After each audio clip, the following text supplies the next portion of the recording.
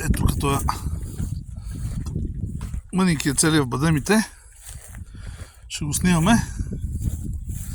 Той втора година целия в бадеми. Обаче въпреки пролетната влага нема напъни да пуска пискюли. Тук втори ден го поливам извънредно. И вече е пуснал 2 пискюла. Да видим след 2-3 дена какво ще се случва. Иначе е еднакво хубав. Бръмбазък. Целият в бадеми.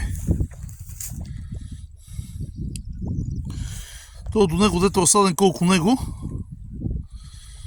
Ево колчев е. Къде по-висок.